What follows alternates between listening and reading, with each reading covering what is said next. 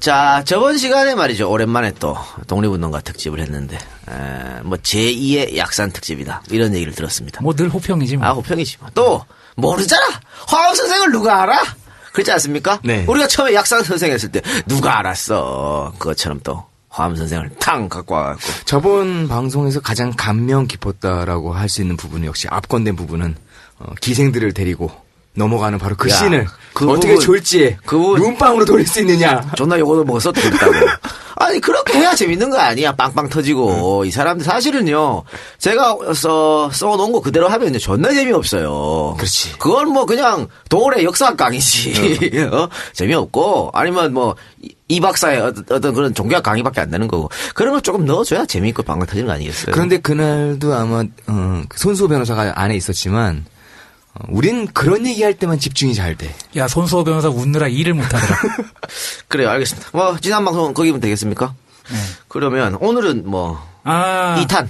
아니 근데 너 요새 방송 하나 더 하더라? 네네네.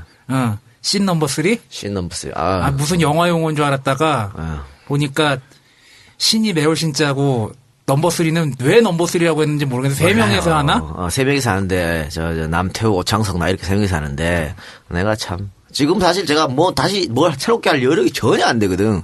근데 거의 잡혀가다시피 끌려가다시피 해서 지금 도살장에서 돼지가 기다리는 것처럼 그렇게 하고 있습니다. 그렇게 하고 있는데 하지만 겉으로 이야기할 때는 이것은 이재를 잡을 수 있는 킥 아이템이 될 거다라는 얘기를 하고 다니잖아요. 그거는 남태우가 하고 태우 형이 하고 다니는 말이고 그래 어쨌든 그것도 뭐 남태우 이 작가 또 오하나 케미가 뭐 좋다 이래가지고 뭐 오창석 왜 빼먹어? 오창석 아나 케미가 좋다 그래가지고 좋은 방송이 될 것 같기도 한데 모르겠습니다. 어쨌든 오늘 소개해드리는 것도 쌍규 형이 이까지 찾아와가지고 오늘 까먹지 말고 제발 소개시켜달라 그래가지고 아니 이 작가가 항상 저한테 하는 얘기가 너 없어도 돼. 너 언제든 자를 수 있어. 맨날 그러거든요.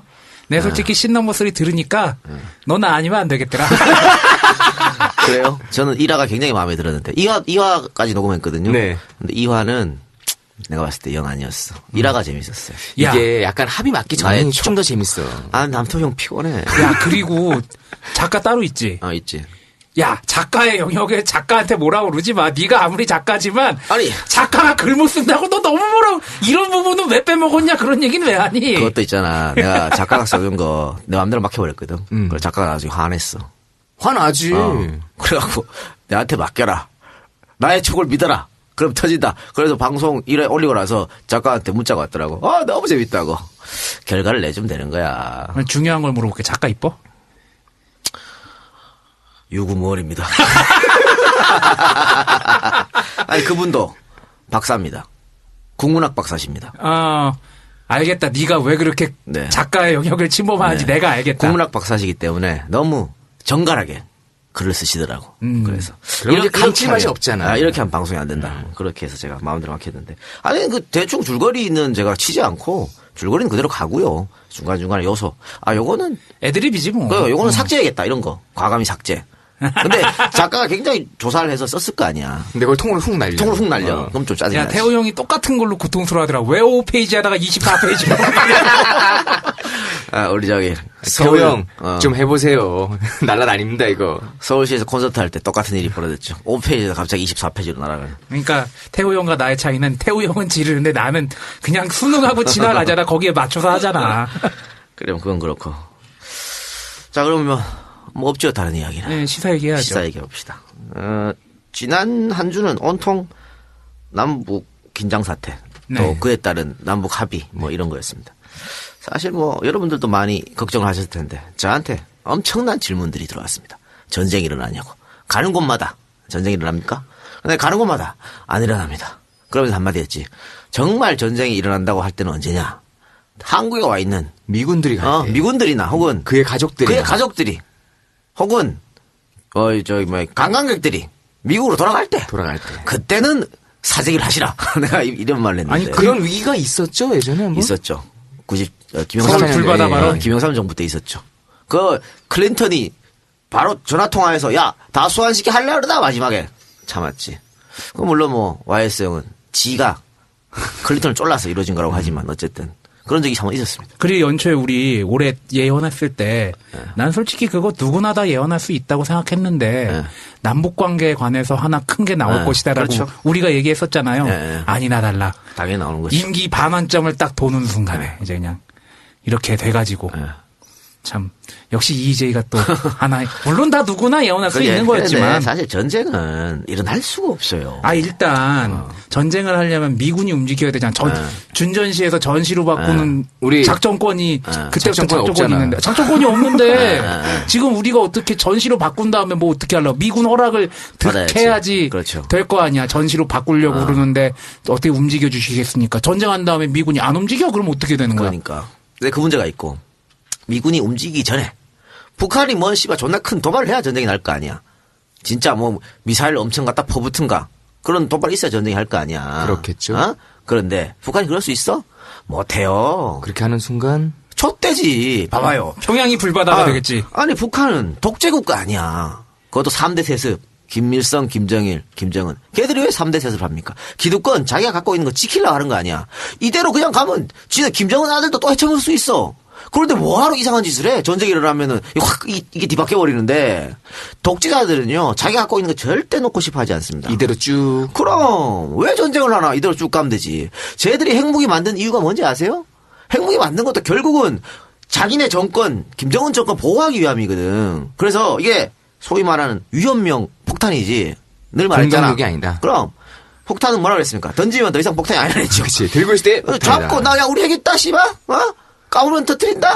이것만 계속 하는 거야. 그래서 뭐 벼랑 끝 전술이라 그래서 계속 저 휴전선에서 이상한 도발하고 그 벼랑 끝으로 계속 몰고 가는데 결국은 벼랑 끝에서 못 떨어져요. 떨어지면 끝인데. 아유 바본가? 그러니까 전쟁은 절대 일어나지 않는다. 여러분 걱정하지 마시기 바랍니다. 뭐 정말 김정은 체제가 뒤집어져 가지고 뭐 어떤 진짜 저기서 북한에서 저 혼자 한번 이 화전론 주장하는 사람이 쿠데타를 일으켜서 올라갔다. 그러면 상황은 달라지지만 김정은 체제다? 절대 그런 일은 벌어지지 않는다라는. 다만 아쉽다기보다 열받는 거죠. 그런 긴장과 그런 여러 요소들을 이 종편들이 전쟁 위기 어쩌고저쩌고 난리가 나고 폭탄이 몇 개 떨어지고 신났더만. 뭐 그렇게 분위기를 띄워줘야 에? 보수가 뭉치는 거 아니겠습니까? 그렇기 때문에 이제 그렇게 한 건데 또 이제 이게 좀 잘 풀리니까 또다시 뭐 박근혜의 결단에 찬 뭐 어쩌고저쩌고 김정은을 이겼다 뭐 이렇게 그게 이긴 거요? 그러니까 근데 저는 일단은 유감 성명 끌어낸 것은 그건 칭찬할 만이더라고 봐요. 지금 일부에서 진보주의자들이 유감이면 사과냐 하면서 욕하잖아. 저는 그럴 필요 없다고 봅니다. 왜 우리가 그렇게 욕하면 우리도 똑같은 사람이 되니까. 일단 거기까지는 끌어낸 건 잘한 거다. 왜냐면 우리 저 김종대 편집장 와서 그 연평해전 얘기했었지 않습니까? 그때 북한이 사과했다 그랬는데 사과가 아니고 정확히 말하면 유감 표명한 거예요. 유감 표명했는데 그때 조중동을 비롯한 보수신문하고 한나라당에서 뭐라 했냐면 야 씨발 유감이 어떻게 사과야?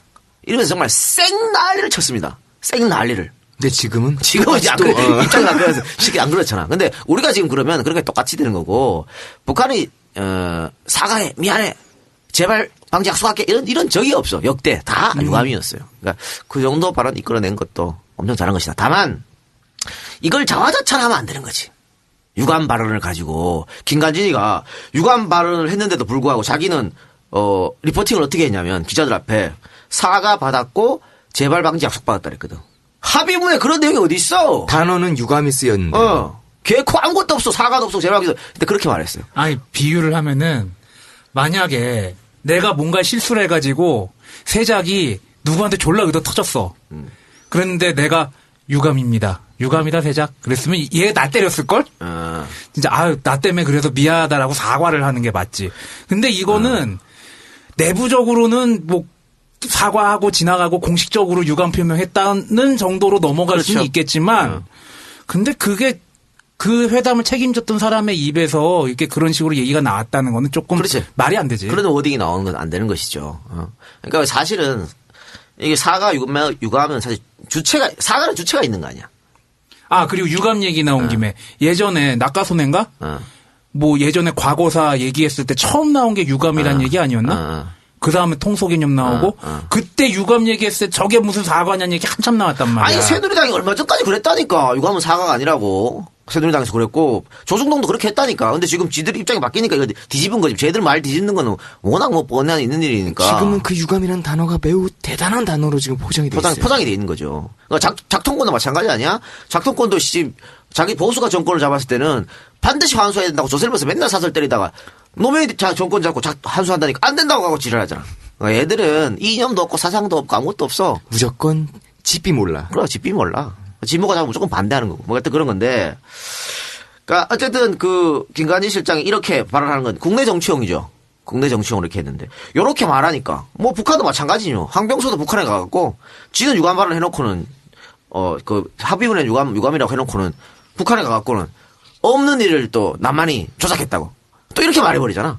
합의문은 요건 A라고 있는데 각자 김관진은 여기 와서 B라는 말하고 황병수는 저기서 C라고 말하고 이러고 자빠졌어요. 근데 북한은 더 갑갑한 게 합의문이라도 뭐 얘기를 들을 수 있는 사람들이 얼마나 될지 난 솔직히 잘 모르겠어요. 우리는 그나마 들을 수라도 있는데 내부적으로 그런 얘기까지 나왔다는 걸 다 들을 수 있지만 모든 정보를 다 습득할 수가 있지만 북한은 그러지도 않을 거란 말이야. 아니 그러니까 북한은 정상적인 국가가 아니잖아요. 네, 지난번에 얘기했잖아. 걔는 이성적으로 생각할 수가 없는 정상적인 애들이야. 국가가 아닌데 그걸 자꾸 정상적으로 관계를 맺으려고 그러니까 안 되는 거야. 아니 이거 오이사 해제 조치 같은 경우도 사과 받고 핵을 뭐 미리 포기하고 어쩌고저쩌고 되냐고 그게 씨발 안 되는 걸 자꾸 되게 해달라 그러면 돼?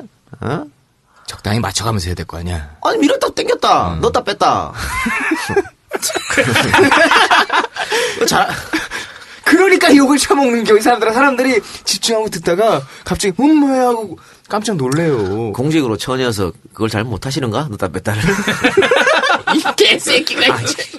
저희가 저 기운 없어가지고 다 죽어가는 목소리라도 할 얘긴 다 하는구만. 그래요. 어쨌든 이 부분은 앞으로도 사실은 어쨌든 7년 반 만입니다. 이명박 정권 5년, 박근혜 정권 2년 반. 계속해서 문제가 있었잖아요. 근데 이제 7년 반 만에 어찌됐든 한 발 이제 나간 거니까 지금부터 이거 이제 정례화, 회담 정례화 해가지고 이산가족 상봉하고 금강산 관광 재개하고 오이사 대치 해제하고 회담하고 대화 자꾸 하고 해서 옛날로 다시 돌아가야죠. 아마 박근혜 정부는 이제 반 했잖아요. 나머지 반은 여기 초통일 관련 요쪽에 집중을 하지 않을까? 그러니까 지금까지는 박 대통령이 말하는 거하고 행동하는 거 달랐지. 맨날 뭐 통일은 대박이니 뭐 한반도 신프로세스니 어쩌고저쩌고 해놓고는 행동은 전혀 다르게 했는데 지금 여기서는 이제 이렇게 합의가 됐고 앞으로 이것 때문에 또 지지율도 좀 올랐지 않습니까? 지지율도 올랐기 때문에 이걸 바탕으로 해서 결국은 정상회담까지 가지 않겠나. 다만 김정은이 나올지 안 나올지 모르겠습니다. 밖으로. 내가 내용이 정확한지는 잘 모르겠는데 네. 썰전에 보니까 썰전에서 강용석 하여튼 그 인간하고 이철이하고 똑같은 얘기를 하더라고요. 사전에 이미 북한하고 뭔가를 대화라도 하려고 뭔가 준비를 하고 있는 와중에 이 목함지뢰가 터진 게 아니냐. 그래서 이거를 해결하는 과정에서 이런 합의가 도출이 됐다. 결국에는 뭔가 대화의 시도는 이전부터 있었던 건데 이게 뭐랄까. 약간 좀 극적인 효과를 냈다 그럴까? 이건 스파크가 튀겨버렸다. 이거는 이거 극적인 효과란 말은 제 개인 발언인데 이 극적인 효과가 좀 더 난 게 아닌가라는 생각이 들어요. 아니 물밑 접촉은 항상 하는 거예요. 항상 열려 있는 거고 우리가 어떻게 알아요? 물밑 접촉을 하고 있는지 안 하는 건지. 아니 이명박 정부는 그렇게 관계가 안 좋았는데도 물밑 접촉했었잖아. 그렇지. 해가지고 사과 비슷한 발언만 해주면 하고 돈봉투 허가 했잖아요. 그렇지. 그러니까 이명박 정부에서 그랬는데 박근혜 정부 왜 못하겠어? 당연히 뭐 물밑 접촉도 하고 뭐 있었을 거예요. 그런데 뭐 역사가 나중에 한번 밝혀지겠지만, 그러니까 그거 그렇게 하다가 이렇게 됐다. 뭐 충분히 있을 수 있는 일이고, 뭐 좀 더 나가면 더 나가면 음모론으로 따져가지고. 그러니까 이게 음모론으로까지 발전할 수가 있다는 거지. 일부러 내가 극적 효과라는 얘기를 쓴 게 음모론자들이 얘기를 할 수도 있다는 거죠. 예. 그러니까 지금 이거는 윈윈 게임 아니에요. 북한도 윈이고 우리도 윈이고. 서로 윈이죠. 그러니까 이렇게 하려고 다 뭐 돼 있었던 거다. 뭐 이렇게 할 수도 있는 것이죠, 뭐 그거야. 그러니까 보통 종북이라고 덧씌우 색칠할 때 색깔론으로 불을 지필 때 무조건 주전론만 얘기하는 사람들이 많잖아요. 예. 아니 근데 적을 상대하는데 꼭 주전론만 있어? 나는 햇볕 정책도 적을 상대하는 하나의 방법이었다고 봐요. 뭐 당연히 매파도 있고 비둘기파도 있는 거죠. 그렇지. 그래가지고 나는 새삼도 느낀 게 남북 간의 긴장 관계는 남북에게 다 도움될 게 없다. 그럼. 그러니까 어떻게 해서든지 북한을 적이라고 인정을 하더라도 적을 상대하는 방법이 꼭 전쟁만 있는 게 아니라 좀 그쪽으로 하여금 개방을 유도하게끔 그리고 미리미리 소통을 하고 대화를 하고 경제적으로 좀 문재인 대표가 민주당 얘기 잘했더구만. 물론 요번에 목함지뢰 때문에 확 덮이고 그 위기 때문에 확 덮이긴 했지만. 야, 몸이 차가운 사람을 한 번에 팔을 확 당겨가지고 내 쪽으로 당기려면 잘 안 돼요. 이 사람은 어루만지고 보드랍게 따뜻하게 좀 해주면서 조금씩 풀게. 아이씨, 그게 햇볕 정책 아니야. 근데 이 새끼들이 존나 비난했잖아, 그걸 가지고. 그리고 사실은 뭐 목함지뢰 사건 터지고 북한에서 뭐 기간을 줬잖아요. 뭐 어느 때까지 확성기 제가 하면 뭐 터뜨리겠다고. 17시까지. 할 수도 못하는 것들이 맨날 협박은. 그런데 그때 이제 문재인 대표가 대화해라고 제의한 거 아닙니까? 네. 근데 그때 새누리당에서 뭐라 그랬어요? 받아들일 수 없다 그랬잖아. 받아들였네, 결국에. 근데 청와대에서 하니까, 아이고, 이런 것들을 무슨 정당이라고. 거기 통화 자주 안 하는 것 같아. 그러니까 사실은 왜 이거 청와대에서 공식적으로 이렇게 회담하기로 했다고 발표하기 직전에 정말 직전에 여야 대표가 저기 합의해가지고 뭐 초당적으로 협력한다 뭐 이런 선언을 했었거든. 네.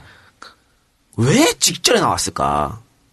그 전까지 청와대에서 계속 안 알려줬다는 얘기야. 그치. 당을 왕따 시킨 거죠. 아유, 우리 저 무대형 어쩌나. 진짜 무쫄인데 무쫄. 참. 어쨌든 뭐 여러분들 뭐 전쟁은 안 일어나니 걱정하지 마시고요. 어쨌든 남북 평화 체제로 가야 한반도 리스크가 없어지는 겁니다. 뭐 그래서 뭐 결론적으로는 이제 뭐 남북 이산가족 협의도 좀 이루어질 것 같고요. 그다음에 뭐 금강산 관광도 재개하는 얘기가 좀 오고 갈 것 같고요. 아니 그래서 지금 뭐 현대 금강산 관련된 주가들이 지금 네. 확 뛰었다는 거 아니에요? 기대를 하고 있는 것이죠. 또 뭐 외국인 투자자 문제도 있고 하니까 좀 잘 해결됐으면 하는 바람입니다. 앞으로도. 예. 그리고 또 저는 뭐 정상회담 해야 된다고 봐요. 뭐 괜찮은 거 아니야? 우리는 저 새누리당 애들처럼 뭐 무조건 반대 아니니까 이런 일은 좋은 일이잖아요. 그 저번에 저희가 어떤 방송에서 얘기를 했었지만은 재계 쪽에서는 사실 빨리 더 이렇게 좀 온건하게 관계가 유지되길 바라고 있다고요. 경직돼 있으면은 재계가 죽어나거든. 아니 쟤들은 이제 먹고 살 게 없으니까 갈 데가 없으니까 북한한테 이제 자꾸 손 내미는 거지 뭐. 아니 난 그리고 북한의 자원이나 인력을 우리가 쓸 수 있다라는 얘기도 좀 조심해서 해야 된다고 봐요. 걔네들도 북한 애들도 그렇게 자원이랑 인력을 대는 공급처로 취급을 하면 난 안 된다고 보거든요. 그리고 그것도 만약에 오픈됐을 때 깃발 꽂는 새끼가 어떤 새끼인지 어떻게 알아? 그치. 아니 우리 맨날 방송에 나오지만 이 작가가 뭐 항상 하는 얘기고 적산.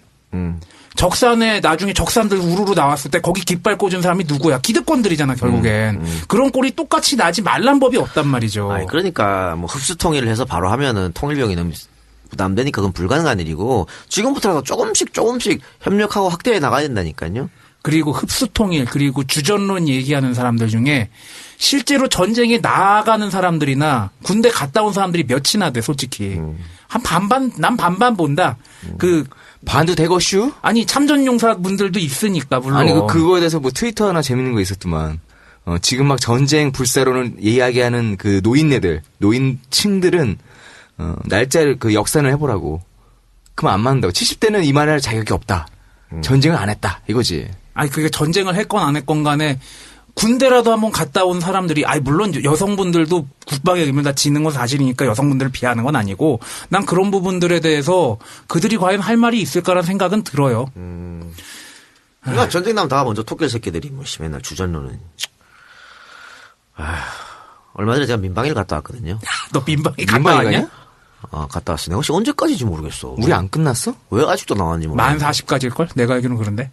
몰라, 만 40세까지인지, 뭐, 씨발. 하여튼 그랬는데 갔다 왔는데, 작년에 나온 거, 안 가는 게 지금 올해 나왔나? 그거 같은데? 와, 3시간 잡아놓고 있더라고. 와. 3시간 또 뭐해? 무슨 뭐 응급처치 교육 하더라고. 돌아버린 줄 알았다. 안보교육 이런 건 안 해? 좋게 생각해. 우리 위험한 상황 있을 때 누구 도와주고 그래야지. 아니, 원래 내가 지금껏 민방위 교육 다 그냥, 출석 체크만 하고 왔었거든? 근데 이번에 뭐 그렇게 하는 게 있고 교육을 또 받아야 되는 게 그래요? 있어요. 예. 그래서 그때 오후 3시에 했는데 나야 뭐 오후 3시간 빼갖고 하면 되지만 직장 다니시는 분들이라든가 자영업 하시는 분들은 어떻게 돌아버리지. 그렇죠. 와서도 일하잖아. 나가서 전화 받고. 네, 알겠습니다. 남북이 계속 경색 국면이 되니까 하는 거 아니겠어요? 아니 근데 민방위 교육이란 거를 꼭 남북 관계로만 연결시킬 건 없고 재난에 대한 대비라든지 그런 것도 민방위가 하는 부분이 있으니까 그런 거에 대한 교육하고도 연관이 된다는 측면에서는 나는 그 재난 교육을 씨발 왜 강제로 해 국가가 안 나오면 벌금 매기고. 난 그건 아니라고 보는데. 아니지. 여기에서는 그건 논란의 소지가 있다. 논란 소지가 좀 있어요 그 부분은. 뭘 논란했어요? 왜 강제로 해 나라에서 재난 교육을? 왜 옛날에 네가 했던 멘트랑 배치가 되잖아. 예전에 뭐 일본 애들은 수영은 꼭 가르친다며.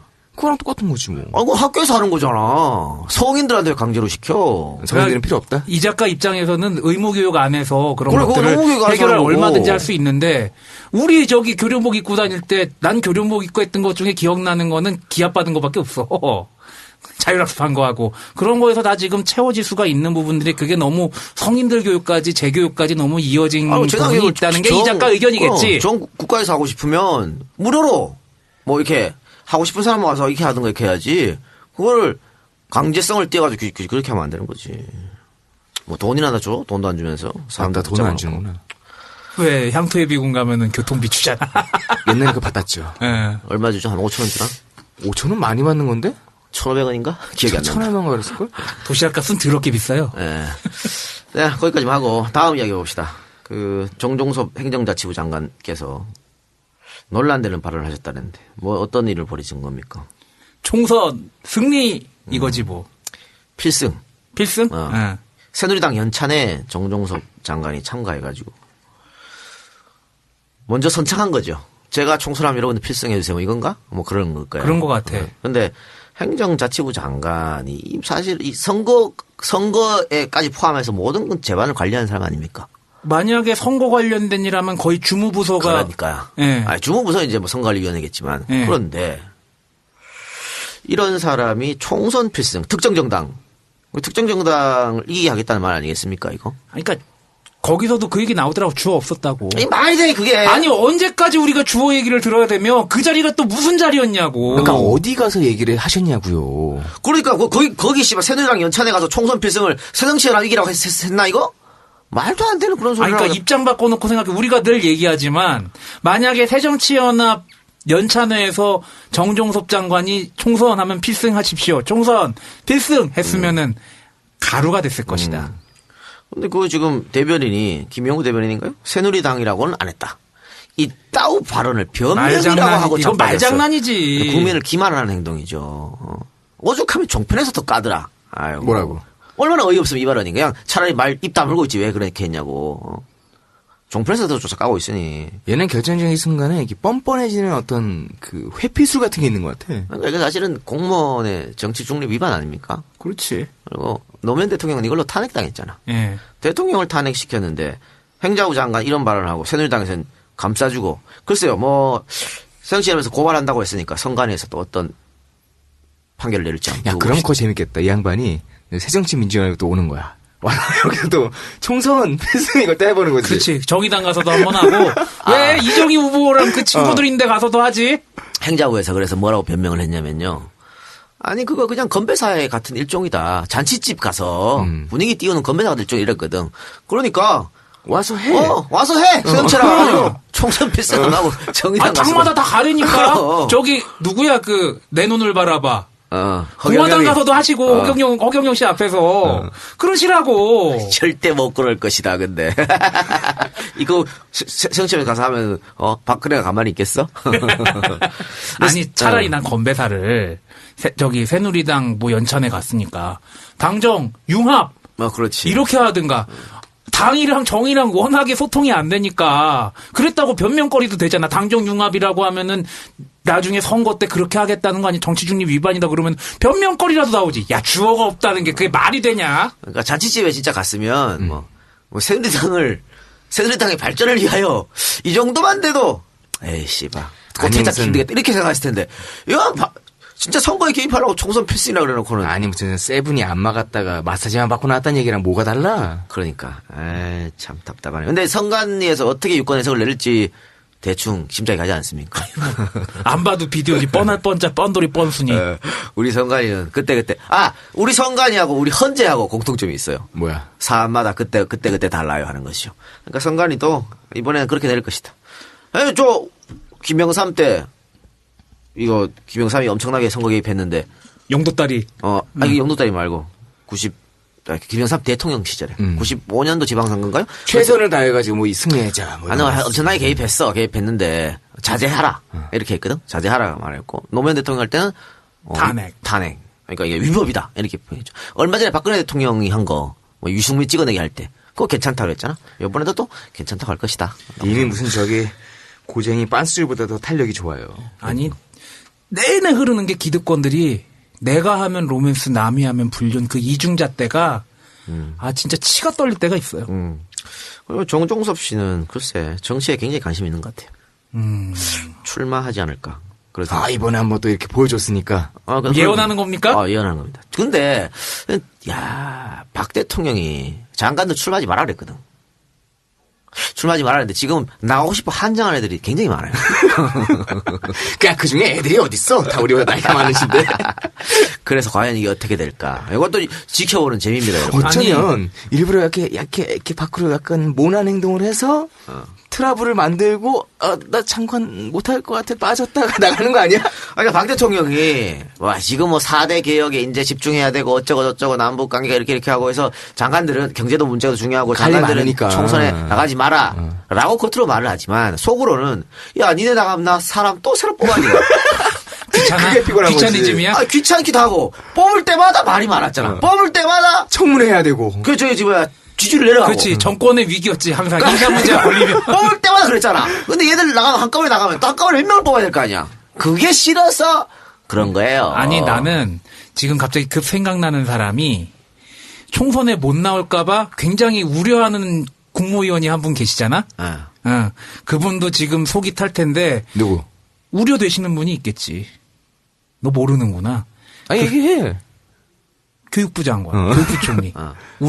총선에 못 나갈까봐 좀 우려가 된다는 소문이 있는 분이 있어요. 그분이 또 경쟁을, 새누리당의 국회의원의 아들하고 한다는 소문도 있고, 그래서 아주, 전전긍긍하고 있다는 소문이 있어서 지금 굉장히 그 양반이 하는 일 중에 하나가 이제 대학개혁인데, 그래서 대학개혁에 함부로 칼을 못 댄다. 만약에 대학개혁에 칼을 댔다가 내가 총선 나가서 피박을 쓸 수 있다. 그런 소문도 있어요. 예. 그렇죠. 그 김을동의 아들 말하는 거지? 김을동의 아들 이름이 생각이 안 나네. 송일국. 송일국.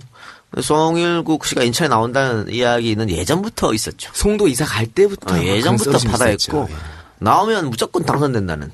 게다가 거기 또, 한 2년간, 쌍둥이, 삼둥이? 아이들 덕을 좀 봤잖아요. 이미지 세탁 잘했죠. 끝장이지 뭐. 그런데 강용석 사례도 우리가 봤듯이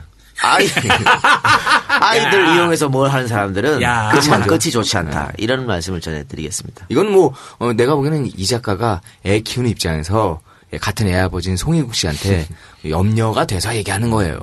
또 그런 얘기가 있어요. 그런 얘기 있는데 지켜봐야겠죠. 어떻게 될지. 그래요.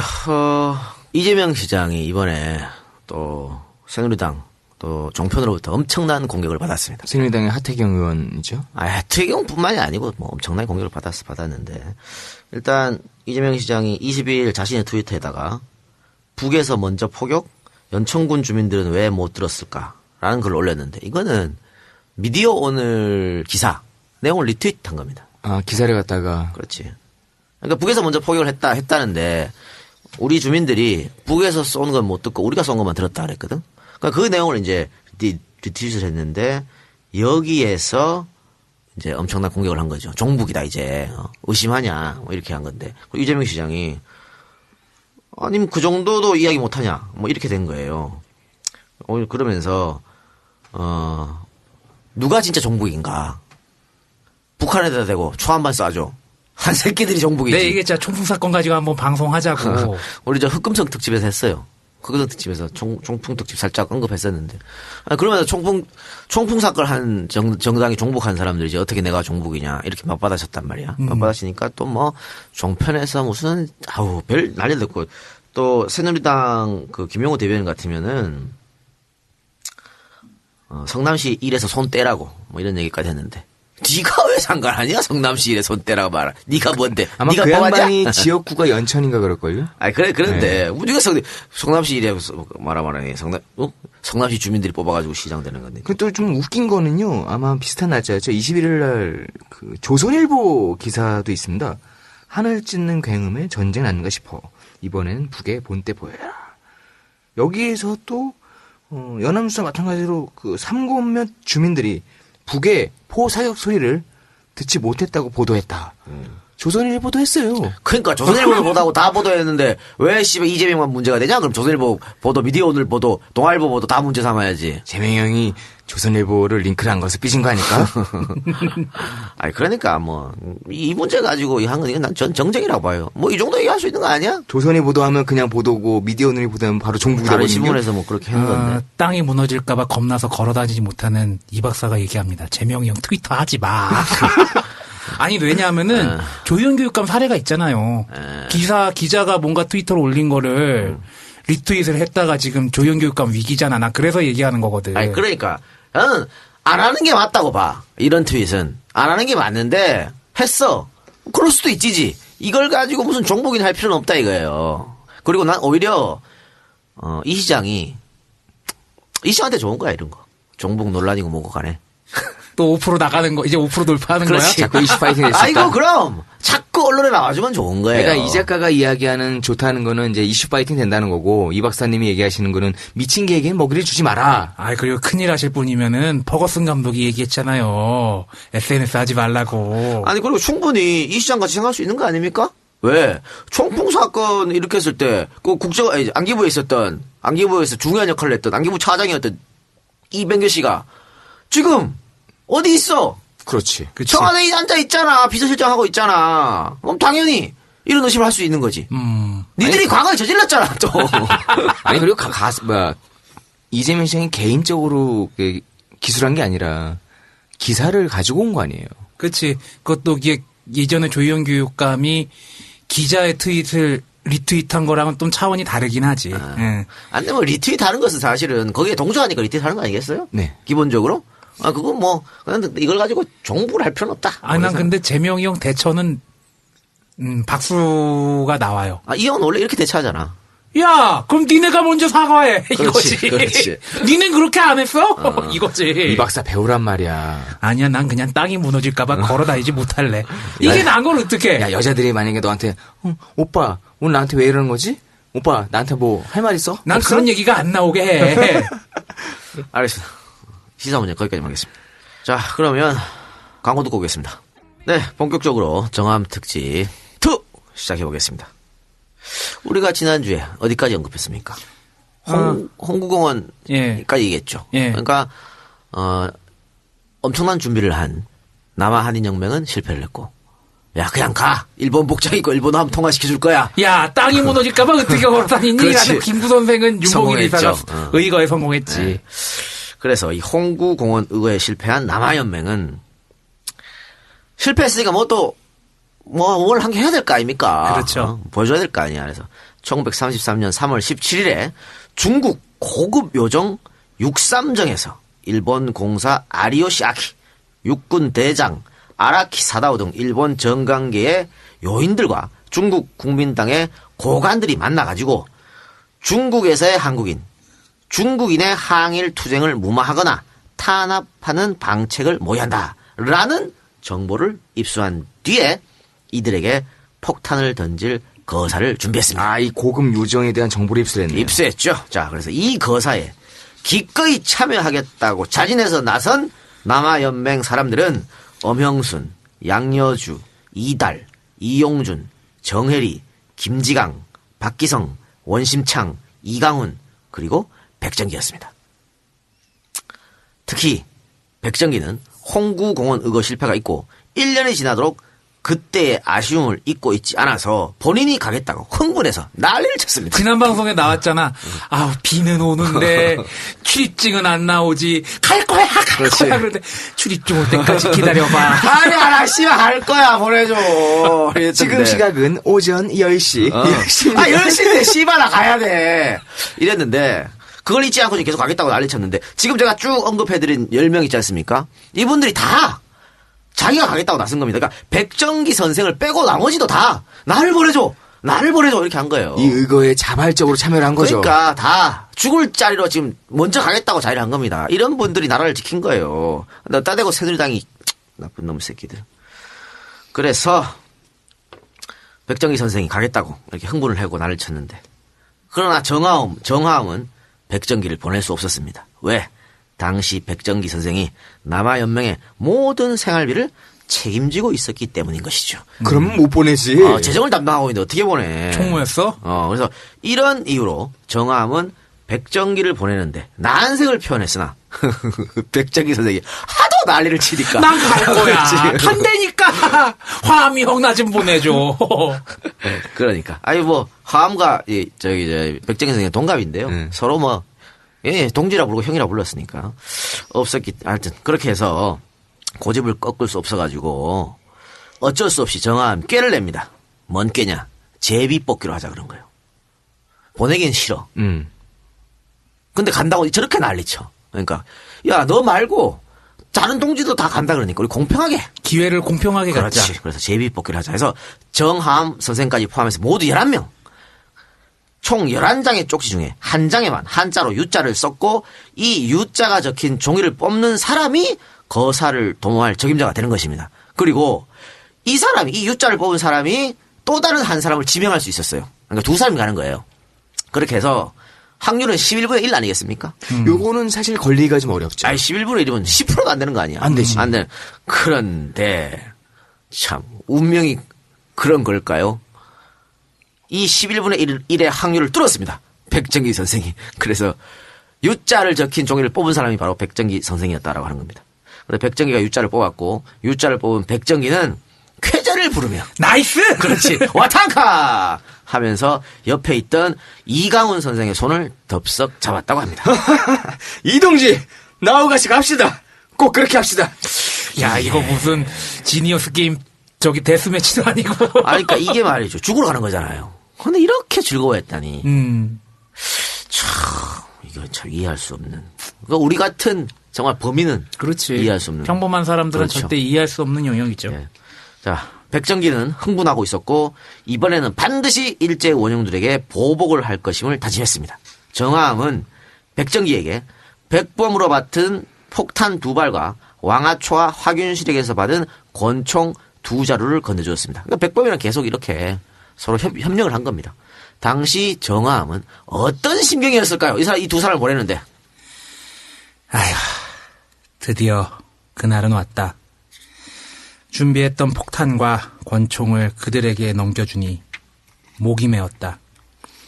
이제 그들을 보내면 영원히 다시 만날 기회가 없을 것 같은 선입감이 앞서서 말문이 막혔다. 백정희는 6.3정 근처에서 대기하면서 때가 오기를 기다렸습니다. 그러나 이번에도 실패였습니다. 밀정의 밀고로 모의가 사전에 발각돼버리고 만 것입니다. 세작 개새끼. 개새끼들 진짜 너무 많았어. 난 니들이 이렇게 욕할 때마다 움찔움찔한다니. 6.3정 주인은 일경들이 주민으로 위장해서 건물을 에워싸고 있었고 요정 안은 이미 종업원으로 위장한 경찰들이 지키고 있었습니다. 백정기, 이강호는 그 자리에서 체포되었고 밖에서 대기하던 원심창도 잠복했던 형사에게 체포되고 말았습니다. 일본으로 압송된 세 사람은 재판 끝에 백정기 무기징역, 원심창 무기징역, 이강훈 15년형을 선고받았고 백정기는 이국 땅에서 복역 중이던 1936년 5월 20일에 41세의 짧은 생애를 마감하고 말았습니다. 뭐 우리 나이네. 그러네. 우리 나이였대.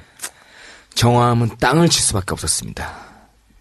백정기와 정화암은 동갑내기 친구로 10년 이상을 목숨을 건 독립투쟁을 함께했던 마치 피로나는 형제보다 더한 그런 가까운 동지였습니다. 그런 백정기가 옥사했으니 그때 화암 선생의 심정이 어떠했습니까? 화암은 친구이자 동지인 구파 백정기에 대해서 다음과 같이 회상을 했습니다. 백정기, 그는 천성이 휴식을 모르는 정열적인 혁명가였다. 그에게는 가식이 없었다. 모든 일에 솔선수범해서 앞장섰고 죽음이 닥치는 일이라도 책임진 일은 해내고야마는 의지의 인간이었다. 그에게 단점이 있다면 그것은 불꽃 같은 성급한 성격이었다. 네. 너가 따오르려고 그러지? 아니. 아니, 우리 일부에서 계속 언급한 백정기의 불같은 성격에 대해서. 자, 백정기의 성급한 성격을 나타내준 일화 하나 소개해드리겠습니다. 그 일제가 시마다라는 첩자를 상해에 잠복을 시켰습니다. 이 시마다의 임무는 상해에 있는 조선인 독립운동가들을 포섭해서 동화시키는 것입니다. 일제로. 그래서 이 시마다는 막대한 돈을 뿌리면서 김규식과 여운형에게까지 접근을 했습니다. 야, 거의 본질까지 다 들어왔네. 그렇죠. 이 김규식이나 여운형 선생도 굉장히 똑똑하신 분 아닙니까? 그런데 이 시마다가 세작이라는 걸 몰랐던 거야. 원래 그래서. 속이려는 새끼들은 작정하면 독해요. 아유, 사자들 알잖아. 세작들이 다 그렇지. 그럼요. 뭐. 그래서 이 두 분도 그의 본심을 알아내지 못하는 상태였습니다. 이때 정말 엄청난 정보를 갖고 있었던 우리 독립투사 백범 선생. 백범 선생이 모르는 게 없었거든. 이 백범 선생이 시마다가 어떤 놈이라는 걸 알고 시마다의 정보를 가지고 화암에게 시마다가 어떤 놈이라는 걸 알려줍니다. 알려주는데 백범이 화암에게 시마다가 이 세작이라는 거 알려줄 때 백정기가 옆에서 같이 듣고 있었어요. 어땠겠습니까? 백정기는 빡쳤겠지. 이 말을 듣자마자 김규식에게 간다고 나쌩 난리를 쳤습니다. 그러니까 백범과 하암이 그러지 말라고 말려도 전혀 소용이 없었다고 합니다. 그래서 이 구파 백정기는 김규식에게 찾아갑니다. 선생님, 시마다하고 어떤 관계입니까? 시마다가 누군지는 알고 그와 만나고 있는 겁니까? 이복의 구파. 심하다는 밀정이 아니야. 자네가 그렇게 볼 수는 있겠지만 그거는 약간은 견해 차이에 불과해. 그러자 백정기가 김규식의 멱살을 잡으면서 자, 김규식의 멱살을 잡으면서 그놈에게 선생님이 동화되고 있는 것도 모르고 견해 차이라뇨. 아니 왜 이래? 이것이 독립운동입니까? 지하운동입니까? 이런 있을 수 없는 일이죠. 김규식 선생하고 연배도 한 10여 년 이상 차이 나거든요. 독립운동가의 대선배 아닙니까? 그런데 멱살을 잡았어? 이렇게 되니까 이 말이 알려지니까 이렇게 백정기가 김규식에게 대해 무례한 행동을 했다고 하니까 어떻게 되겠습니까? 임정 또 의열단의 단원들까지 들고 일어나서 백정기를 그냥 두면 안 된다. 징계해야 한다고 목소리를 높였습니다. 이 이야기를 전해들은 백정기는 또 어떻게 했겠어? 야, 그렇지. 누가 그랬어? 이 개새끼들이 누구야? 이 개새끼들. 이러면서 그렇게 주장한 청년 중 한 명을 길거리에서 만나가지고 그 청년의 턱에다가 권총을 겨누고 당신들이 나를 징계한다고 떠들고 다닌다면서? 자, 그럼 어디 한번 잡아가 보시오. 야, 앞뒤 없고 그냥 야, 갑자기 재명이 형 생각난다. 그랬다고 합니다. 아, 대단하신 분이에요. 재명이 형도 생각나고 정청래 의원도 생각나고. 자, 또 다른 일화로 넘어가 보겠습니다. 의열단원 중에 한 분이 폐병에 걸렸습니다.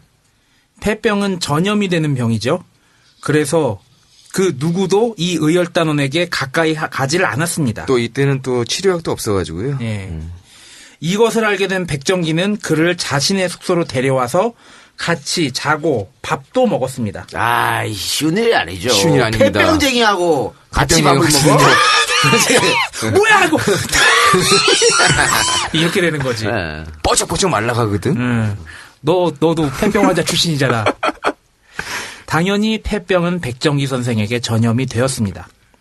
본인이 폐병에 걸리자 백정기 선생은 동지들에게 전염이 될까봐 밥조차도 동지들과 같이 먹지 않는 등 또 조심을 했습니다. 그러니까 백정기 선생이 뭐, 야, 이 개새끼 다 나와! 이런 사람 같지만 마음이 이렇게 따뜻한 사람이라니까. 자꾸 너 같다는 생각이 내가 드는 거냐? 그러나 백정기 선생의 병세는 날로 악화돼서 상해의 결핵 환자 요양소에 입원을 하게 되었습니다. 이 요양소는요, 좀 독특한 요양소인데, 그, 요양소 내에 부자들이 가는 요양소가 있고, 가난한 자들이 가는 요양소가 있는데, 부자들이 가는 요양소는 비싸고, 가난한 자들이 가는 요양소는 무료였습니다. 그런데 치료는 똑같이 해줬다 그래. 그러니까 지금보다 나아. 부자들한테 돈 많이 받아가지고, 빈자들한테 공짜로 하는 거야. 제대로 된 복지인데. 그럼 지금보다 낫잖아요. 폐병을 완치시키는 방법은요, 딴 거 없습니다. 주는 약 먹고 무조건 푹 쉬는, 이게 황제병이라고 그러거든요. 아마 그래서 이렇게. 그래도 부자들도 폐병에 안 걸리는 게 아니에요. 걸리죠. 또 안 먹고 잘 놀고 이러다가 한 방에 쑥 가요 또. 너도 안 먹고 잘 놀다가 한 방에 훅 갔잖아. 이 새끼 처먹고 놀았어. 다양한 거를. 야, 이 개! 근데 여기서 갑작스레 러브 스토리가 나와요. 네. 이때 이 럭셔리한 요양소에는 일본 갑부의 딸이 폐병에 걸려서 요양을 하고 있었습니다. 아, 폐병 걸린 소녀. 갑부집 딸이야 또. 부잣집 일본 소녀와 백정기와 곧 사랑에 빠지기 시작했습니다. 국경을 뛰어넘습니다. 자, 요건 어떻게 만났단 말이죠. 아까 부자들은 뭐 이렇게 가는 데 있고 따로 있다 했지 않습니까? 그런데 무슨 뭐 요즘 병원도 그런 거 하잖아. 무슨 이게 뭐 댄스 같은 것도 같이 추고 뭐 그런 거 있잖아요. 네. 뭐 그런 거에서 만난 거야. 참 옛날에도 병원 좋았다. 좋았다. 이거 불꽃이 바가 튀었겠죠. 그러나 조국이 둘을 갈라놓았습니다. 아무리 사랑하는 사람이라고 해도 그 소녀 일본 사람이죠. 그러니까 이 백정기 선생이 독립운동가 아닙니까? 조국만 매일 조국만 생각하는. 근데 내가 일본 여자는 사랑할 수 없다 이렇게 판단한 거지. 백정기는 완쾌되자마자 뒤도 돌아보지 않고 태원 수속을 밟았습니다. 그러니까 바람 같은 남자였네요. 이걸 무슨 까도남이 아니라 까칠한 도시남자라고 해야 되나?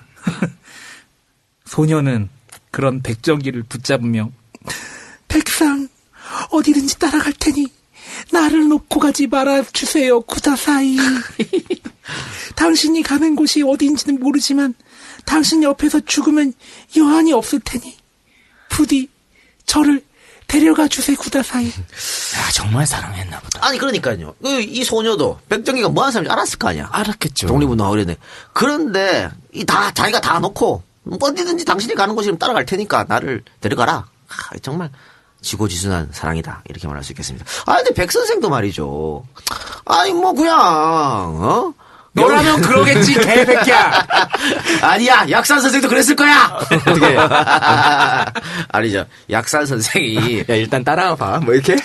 아니 자 약산 선생 우리 저 화암 선생이 맨날 약산 선생한테 얘기했다 했지 않습니까? 네. 자 뭐라고 했는지 제가 잠깐 소개해 드릴까요? 그래요. 김두방의 조카 딸하고 김원봉이가 결혼까지 합니다. 내가 알기로 김원봉은 원래 평안도 사람 최석진의 딸과 결혼을 했었는데 세장가를 듭니다. 아, 그래요? 그럼 재혼인가요? 그렇지요. 영웅은 호색이라고. 김원봉이가 원래 호색을 하거든요. 그래서 화류병의 만신창이었지요. 여기서 화류병이 이제 성병인 겁니다. 그래서 그 부인이 완전히 화류병으로 세상을 떠나게 됩니다. 김두방의 조카 딸도 마찬가지입니다. 라고 증언을 하셨습니다. 지금 여러분들께서는 두 영웅과 한 족밥 새끼가 하는 EJ를 듣고 계십니다. 그리고 또 김구 선생에 대해서도 우리끼리 하는 얘기입니다만 가흥에서 계속 피해 살다가 중국 여자 한 사람을 얻었어요. 그때 백범은 상처한 뒤였습니다. 그러나 백범이 어머님께는 그 이야기를 못했어요. 대부인께서 아시면 큰일이 나거든요. 그러니 감히 이야기를 못하고 이렇게 증언을 하셨습니다. 그래서 저는 약산 선생이었으면 백정희 선생 같은 판단을 하지 않으셨을 것이다라는 혼자만의 추측입니다. 이게 또 한 손에 순정을 짓밟았다 하면 그렇지만 아프게 한 거 아니겠습니까? 사랑의 열병을 알았던. 가슴이 아프고 말지. 넌 백정기 선생한테도 땅이 무너질까봐 길은 어떻게 걸어다니세요? 그럴 거냐? 하여튼 이렇게 일본인 소녀가 눈물을 흩날리며 매달렸지만 백정기 선생은 퇴원과 동시에 북경으로 날아가서 독립운동에 매진하십니다. 바로 태어나자마자 바로 북경으로 갔습니다. 그러나 백정기 선생은 마지막까지도 그 소녀를 가슴에 묻고 잊지 못했습니다. 때때로 울적할 때면 친구 정화암에게 그녀에 대한 이야기를 하곤 했다고 전해집니다. 이복의 화암. 오늘같이 울적한 밤이면 그때 그 소녀의 맑은 눈망울에 글썽이던 눈물 자국이 아직도 아련하게 생각나. 나지요. 안 나겠습니까? 나 항상 그대 곁에 머물겠어요. 떠나지 말아요. 아마 정말 그 순국하는 그 순간까지도 생각나지 않았을까요? 근데 그렇죠. 백정희 선생은 약간 순정파이신 것 같고. 아, 이거 순정파라니까. 순정파고 마음이 여리고 착하기 때문에 오히려 그런 에너지가 밖으로 확 발산되는 거야. 또 우리 약산 선생은 이제 거기서 순정파야. 그건 순정파지요. 순정. 근데 약상과 백범의 공통점은 있습니다. 너무 잘생겼다는 거. 아, 그렇죠. 이건 화암 선생이 또 증언한 건데요. 왜 화암 선생이 이강 선생 보고 존나 못생겼다 했잖아. 뭐 생기다 말았다고 했잖아. 근데 약산과 백범의 공통점이 아니겠지. 약사가 구파.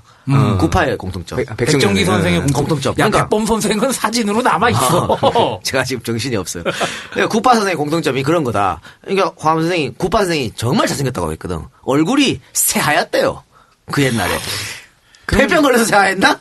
그렇지. 폐병 걸리면 또 약간 또 여리여리해진 그런 또 분위기 때문에 또 여자들이 좋아하는. 그래서 남자가 봐도, 남자인 화암 자기가 봐도 빠져들 수밖에 없는 그런 얼굴이었대요.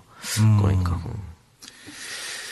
지금 효창공원에는 백범 선생의 묘도 있지만 삼의사의 묘도 있습니다. 한번 네. 꼭 가보세요. 네. 이 삼의사가 윤봉길, 이봉창, 백정기 선생입니다. 네. 해방 후 조선으로 돌아온 백범 선생이 가장 먼저 한 일이 독립운동가의 유고를 찾아내서 국내로 봉환하는 것이었습니다. 백범은 우선 일본으로 사람을 보내서 삼의사의 유해 발굴에 나섰고요. 1946년 윤봉길, 이봉창, 백정기 등 의사 3분의 유해를 효창공원에 안장했습니다. 그러니까 우리가 사실 백정기 의사를 기억하시는 분이 거의 없지 않습니까? 네. 없죠. 근데 백범이 가장 먼저 한 게 이거였다니까. 그러니까 백정기 의사가 얼마만큼의 활약을 했는지. 그렇죠. 근데 우리 이봉창과 윤봉길이라도 백정기는 지금까지 몰랐다. 네. 사무사명 같이 있는데, 같이 계시는데 백정기 선생 몰랐으니까 좀 안타깝고. 여러분들 지금 듣고 계시는 분들을 효창공원 가면 좋잖아. 네. 뭐 잔디도 쫙 걸려 있고. 옆에 숙명여대도 있고. 아, 그렇습니까? 그거랑 뭔 상관이야, 이 개새끼야. 가서서 백범 선생 백범 기념관도 한번 들려보시고, 또 백범 선생 묘도 한번 보시고, 또 여기 사무사 묘도 한번 가셔가지고, 소주 한 잔 뿌려드리면 좋은 일이 아닐까 싶습니다. 조금 걸어가서 걸어가진 못하겠다. 좀 더 가셔서 경리단길에서 술 한잔 하시고. 네. 네. 아이들 데리고 가면 이게 뭐 산 교육 아니겠어요? 그러면서 아버지가 설명해 주는 거야. 윤봉길, 이봉창 의사는 애들도 다 알잖아. 근데, 야. 아빠, 백정기 아저씨는 누구야? 그러면 딱 설명해. 멋있잖아! 멋있지. 우리 아빠 되게 그렇지! 멋있다. 또, 와이프도 얼마나 존경심이 또 없는 존경심이 생길 거 아니야. 아니, 반대로 부인께서 하시고 남편분이, 우리 아내가 이런 지식이. 그렇지. 한번 자랑하세요. 이런 자랑 얼마지? 연애할 때도 이런 거 괜찮습니다. 요런 아니야, 안 먹혀. 뭐 이런 거 안 먹혀. 요런 거 할 때, 이제에서 들었다. 이런 말 안 해도 돼요. 우리 그런 말 해도 되니까 얼마든지 자랑하시라. 이런 말씀 드리겠습니다. 야, 삼의사의 묘소에는 3개의 묘소와 비석이 있습니다. 이 중에는 유골이 없는 가묘가 하나 있는데요. 이 가묘가 바로 안중근 의사를 위해서 남겨놓은 묘소입니다. 안중근 의사의 유해를 찾게 될 경우 바로 이곳에서 안중근 의사를 모시려고 했으나 안 의사의 유골을 찾을 수 있을지 어떻게 생각합니까? 가능하다고 봅니까? 힘들겠죠. 네, 불가능하다고 봅니다. 그러니까, 안 의사가 사망했던 장소가 지금 뭐, 아파트가 들어섰던가, 뭐 하여튼 그래서, 이건 그러니까 우리가 너무 늦게 찾으려고 했던 거예요. 그러니까, 백범 선생이 이렇게 하셨을 때부터 사실은 이승만 정부 때부터 열심히 노력하고 중국과 협의해가지고, 또 중국도 한간이라 그러면 치를 떨던 애들 아닙니까? 그렇죠. 그러니까, 안중근 의사 찾는다 그러면 얼마든지 도와줄 텐데 그거 협의해가지고 잘 해가지고 빨리 모셔왔었어야지. 지금은 너무 시간이 흘러가지고 어떻게 이걸 찾습니까? 저번에 얘기했지만은 의지가 부족했던 게 아닌가. 없었지 뭘 부족해 씨발. 그리고 이 안중근 의사의 유해를 찾아오지 못하는 이 현실이 우리나라가 독립운동을 했던 그 분들이나 그 역사에 대해서 어떻게 대우를 하는지를 여실하게 드러내주는 한 단면이라고 봐요. 저희가 EJ 사실을 안가 또 조합을 만들 때부터 계획했던 게 하나 있지 않습니까? 상해 가서. 상해 가고 남경 가고. 남경 가고. 그렇게 가서 이분들의 발자취를 한번 직접 찍어가지고 여러분들에 보여드리겠다고. 근데 지금 계속 예산 때문에 돈이 없어가지고. 그래서 못했는데, 저희가 조금씩 우리 사비를 털어서라도 한번 박근혜 정권 끝날 전에는 반드시 갔다 오기로 하겠습니다. 약속하는 거? 여러분들한테 약속드리겠습니다. 야, 2년 반밖에 안 남았어. 약속드리겠습니다. 네. 좀 기다려주시기 바랍니다. 자, 그러면 여기까지 하고요. 잠깐 쉬었다 오겠습니다. 나같이 땀 많이 나는 사람들은 냄새가 나지. 아니, 예전에, 지금도 우리 집 녹음실에 담배 냄새가 꽉 찼습니다. 나 아는 누나가 있어요. 그 누나랑 이제 나 아는 친구 셋이 아는 사람들끼리 만나서 술을 한잔 하는데, 나 아는 사람은 결혼한 사람이야. 근데 이렇게 인사를 하는데, 확실히 유부남하고 총각하고 다르다고. 유부남은 냄새가 안 나는데 총각은 냄새가 난다고. 그게 유부남과 총각의 차이 때문에 오는 건가? 그게 왜 썩은 총각 냄새만 그러잖아. 썩은 숙회 냄새 그런 거. 딱 관리 안 총각집 되는. 가면은 총각 냄새. 총각 냄새 나죠. 혼자 살면은. 근데 이게 지금 뭐 여러 가지 제품이 있는데 어쨌든 탈취제인 것이고요. 뭐 향이 또 여러 가지 있으니까 레몬, 라벤더, 뭐 허브, 자스민 이런 게 있는데 기본 저거는 은으로 만들었답니다. 그러니까 은이라는 게 원래 옛날부터 이런 독을 잡는데, 그렇죠. 독을 확인하는데 상당히 효험이 있었기 때문에 아마 궁중에서도 그 기미상궁들이 왕 밥 먹기 전에 은수로 찔러가지고 독이 있냐 없냐 볼 정도로 전염병 예방 효과가 쓰였죠. 있다는데 어쨌든 이거 뭐 그냥 뿌리시면 되는 겁니다. 뭐 침대에 뿌리고 또 뭐 뭡니까 베개에다가 뿌리고 차에다가도 뿌리고 화장실에도 뿌리고 지하실에도 뿌리고 하면 진드기 및 각종 세균의 서식을 막아주면서 은은한 향기가 나는 그런 거라고 하는데요. 이게 뭐 750ml부터 뭐 20리터까지 다양하게 있네요. 다양하게 있으니까 여러분들이 취향에 맞게 해주시면 되고 또 애완동물 키우시는 분들은 왜 강아지, 고양이 똥냄새 막 나잖아. 네. 그 용으로도 지금 따로 있습니다. 탈취도 되니까. 그 용도 따로 있고 또 이거 새집증후군 그거를 막기 위해서 공사도 하신다고 하네요. 그러니까 한번 홈페이지 들어가 보셔서 검색해 보시고 나한테 도움되는 걸 찾으시기 바랍니다. 주소 소개해 주시고. 예, www.bioart.co.kr www.bioart.co.kr 전화번호는 031-836-4821 애완동물 키우시면서 혼자 사시는 누님들의 많은 애용을 바랍니다. 그 자리를 네가 타마란 말이야. 내가 왜 타면 나는 애완동물 좋아는 하는데 키우진 않을 거야. 네가 애완동물이 돼. 그러니까 네가 그녀의 애완동물이 돼야 될 거 야, 아니야. 나는 펫을 하기엔 너무 거대하지 않니? 아니, 얼마 전에 친척들을 만났는데 내가 우리 식구들 중에 키가 제일 큰데 그런 줄 몰랐다면서 아유 너는 키가 큰 게 아니라 그냥 거대하지 한마디 하더라고. 아유 살 뺐는데 왜 이러냐. 에이. 귀여운 곰이 돼서 그녀의 침대 아니 여기까지 하자. 자 광고는 여기까지 하고 우리 방송 계속 해보도록 하겠습니다. 동직 백정기는 꿈을 이루지 못하고 먼저 떠났습니다. 하지만 화암과 남아연맹의 독립운동은 계속되었습니다. 독립운동가로 옥고를 치르고 임정의 멤버였던 옥관비는 많은 돈을 벌어서 독립운동가들에게 자금을 대주고 있었는데 그가 밀정이라는 소문이 돌았습니다. 옥관빈이 일본 군대를 위해서 약 2만 원의 제목을 제공하고 일본 관원에게 혁명운동에 관한 밀정행위를 했다는 것이었습니다. 비단 이것이 아니었더라도 옥관빈은 그동안 같은 독립운동가들을 비방하고 무시하는 발언을 수시로 했으며 임정에서도 탈퇴한 상태였습니다. 옥관빈은 독립운동가들에게 독립운동한다고 떠돌아다니는 사람들 먹고 살 길 없고 무식하니까 내가 쌀감 하나 나눠주고 돈 몇 푼 던져주면 전부 내 밑에 와서 아부나 할 사람들이야. 이라는 발언을 수시로 했습니다. 백범은 화암을 찾아와 옥관빈의 죄상 18가지를 내밀면서 옥관빈을 처단하자고 제의를 했습니다. 화암도 이에 동의합니다. 남아연맹 단원이었던 오면직과 엄영순을 사살 대원으로 뽑습니다. 오면직과 엄영순은 정화암과 연락을 취하면서 옥관빈의 형인 옥성빈의 집 맞은편 중국인의 집 2층에 수일간 잠복을 합니다. 사살할 기회를 엿보다가 1933년 8월 1일 밤 엄영순이 옥성빈의 집으로 들어가던 옥관빈을 사살하였습니다. 그리고 그의 형 옥성빈도 사살했습니다.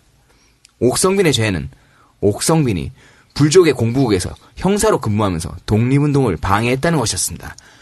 이에 대한 정화함의 증언입니다. 백범으로부터 자금을 받아 우리는 작전을 세웠죠. 양여주, 다른 이름으로는 오면직, 그리고 엄형순이 옥관빈 살해에 책임을 맡았죠.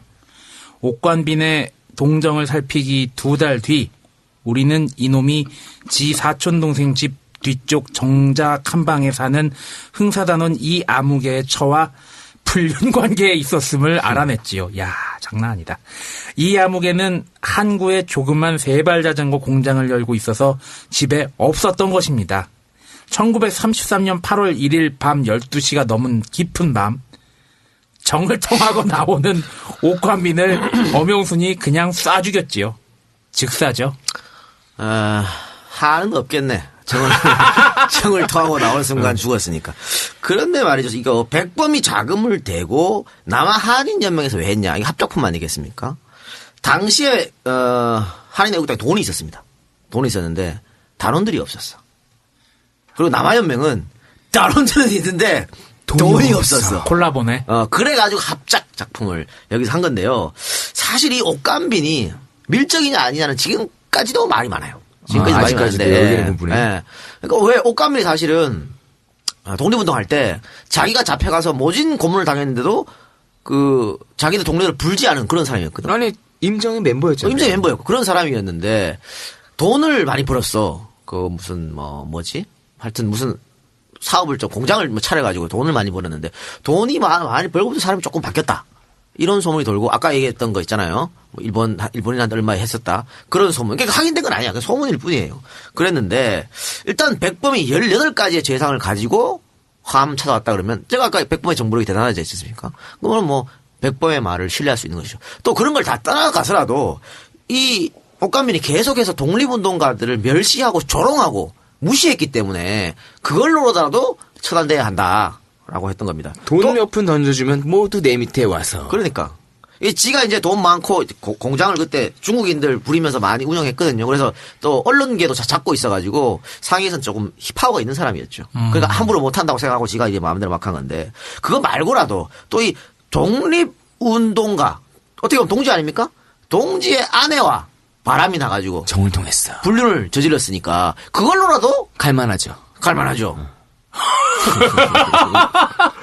그것도 지금 그 독립운동가가 딴 데 가 있는 사이에 말이야. 집 비워놨는데. 집 비워놨는데 그 CEO 돈 많고 이래가지고 또 했을 거 아니에요? 이거를 거의 모든 독립운동가들이 알았단 말이야. 옥간민이가 하고 있다는 거를. 손동작이 왜 그래? 그러니까는 하여튼 여러 가지 이유로 이렇게 사살했다라고 하는 겁니다.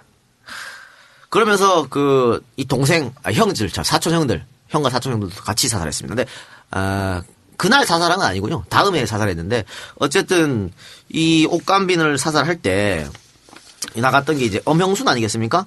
엄형순이 총소리를 듣고 달려온 경찰들한테 도둑이다! 라고 외치면서, 도둑 지금 절로 갔어요! 하고 아주 유유히 빠져나왔다고 합니다.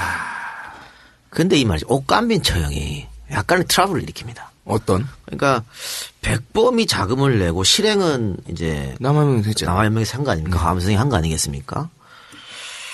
근데 이거를 일단 성공을 시켜가지고 이름을 누구 이름으로 냈냐면 서간단이라는 이름으로 냈습니다. 서간단 이름으로 이걸 했다. 새로운 단체 하나를 만드는 거야. 서간단을 했는데 왜냐면 백범 선생이 만약에 실패하면 자기들은 쓱 발을 빼려고. 안전핀. 그렇게 하신 거예요. 그러니까 화암 선생이 열받았거든. 아니 이런 우리만 이렇게까지 엿먹으라고. 해야 돼. 그런데 어쨌든 가장 중요한 거는 돈 아니겠습니까? 돈이 있으면 뭘 하니까. 그래가지고 근데 좀 찝찝하지만 받아들인 거야. 받아들여가지고 경찰들이 막 추격하고 할 거 아니야. 그래가지고 뭐 한인애국단이나 뭐 이렇게 말 안 하고 처음에는 서간단으로 발표를 해버렸어. 발표를 했는데 나중에 백범 입장은 그런 거지.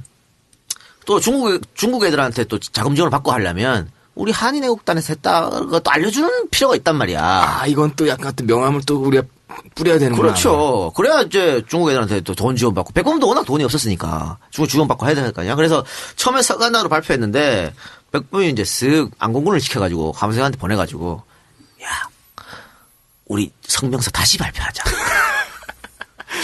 우리 한인애국단하고 남한 청년연맹 같이 합작한 걸로 그렇게 발표하자.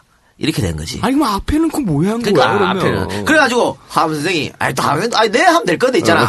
삐인트가 한번 상했는데 또 이렇게 말하니까 못해 씨발. 조카 안 해. 못해 됐어 꺼져. 이렇게 돼버린 거예요. 이렇게 되니까 사이가 틀어진 거예요. 틀어지고 아까 한인애국당에 사람이 없었다 그랬지 않습니까? 근데 남한연맹은 사람이 많았다 그랬잖아. 그래서 이 일을 계기로 백범 선생이 남한 한인연맹이 일을 잘한다. 그래서 쟤들 좀 스카우트 해와야겠다. 안 좋습니다. 느낌 안 좋습니다. 생각한 거죠. 그 화암 선생이 빵이 쳤어. 선수 빼내기야? 선수 빼내기야. 그러니까 화암 선생이 이제 안공군한테 이야기를 아니 나한테 말만 하고 빼놨어 내가 이렇게 빡 안 돈다고. 말도 없이 빼갔다고 엄청 화를 낸 거죠. 선수들 뒤에서 접촉하고 그러니까 그래서 이제 백범이 미안해가지고 화암선생한테 계속 이제 봉투를 몇 개 줬습니다. 이제 계속 돈이 필요하니까. 그런데 또 건조래. 그런 게 있잖아 화암선생이. 자존심이 있어가지고. 내가 이걸 왜 받아 내가? 계속 안 받는 거야. 안공선생이 계속 찾아왔는데 계속 안 받는 거야. 내가 그지야? 그렇지. 그런데 나중에는 이제 백범 선생이 뭐 그런 문제에 대해서 유감을 표명하고 유감을 표명하시고 또 사실은 백범이 직접 말한 거 아니거든. 그래. 내가 언제 그랬어? 나 그런 말 한 적이 없어. 밑에서 알아서 그러니까 한 적이 없기 때문에 유감을 표명하시고 우리 앞으로 너나 나나 우리가 같이 목적은 하나 아니냐? 큰 뜻이 있지 않느냐. 앞으로 화합하자. 이래서 두 사람이 화합하고 더욱 친분 관계가 두터워졌다고 화암 선생이 증언을 하셨습니다. 이것 때문에 또 백범 선생 욕했다고 저희한테 뭐라 그러지 마세요. 아니에요. 이거는 화암 선생의 증언이니까 백범 선생 입장에서 또 다르게 할 수도 있겠지. 어쨌든 비온 뒤에 땅이 더 굳어진다고. 굳어졌어요. 근데 어쨌든 이렇게 백범 선생하고 화암 선생은 계속해서 협력을 했습니다. 또 제가 일부에서도 말씀드렸지만 화암 선생은 백범 선생을 경쟁자이지만 선생이고 항상 존경했어요. 항상 존경했기 때문에. 하지만 선수를 빼갔다는 거. 그래 얘기하잖아. 임정은 백범 혼자서 다 끌어갔다고. 백범이 없었으면 임정이 있을 수가 없다고. 그런 증언을 했기 때문에 우리 대한민국이 임정의 정신을 이어받아서 건국을 한 나라 아니겠습니까? 그렇죠. 백범이 다 한 거예요. 선수 함부로 빼가면은 도로에서 머리 끄덕이 붙들고 싸우고 그래요. 마이킹을 좀 줬겠지. 이렇게 밀정 옥감빈을 처단한 남아연맹은 이어서 또 다른 세작 이용로 살해 계획을 세웁니다. 이용로는 평안도 사람으로 미국 유학을 마치고 귀국해서 상해로 건너와 무역업을 하면서 조선인 거류민의 회장을 맡고 있었습니다. 맨 처음 상해로 왔을 때는 독립운동가들과 교분을 많이 쌓았습니다. 그래서 화암 선생도 이 집에 놀러 많이 갔고 굉장히 잘해줬대요. 이 부부가 음식도 차려주고 굉장히 잘했답니다. 그래서 걷어주고 먹여주고. 예, 교류가 많아가지고 독립운동가들의 일거수일투족을 이용료는 다 알고 있었습니다. 그런데 그러던 어느 날 이용료가 이사를 갔다는 소식이 들리더니 그 이후로는 독립운동가들 앞에 아예 나타나지 않았다. 뭔가 이상하지 않겠습니까? 그 후에 그는 거류민 회장이 된 후에 우리 교민을 괴롭히던 중국 깡패들을 모아 조직을 만들고 그들을 교민사회에 침투시켜 독립운동단체를 교란시키는 동시에 교민들을 이간 모략하는 음모를 꾸미고 있었습니다. 또한 우당 이회영의 암살 배후에도 이용로가 있다는 이야기가 들렸습니다. 이회영 선생 암살할 때 이제 우리 독립운동가들의 친척들이 가서 한 거 아닙니까? 근데 그 돈이 바로 이용로에서 나왔다. 이런 얘기가 있었어요.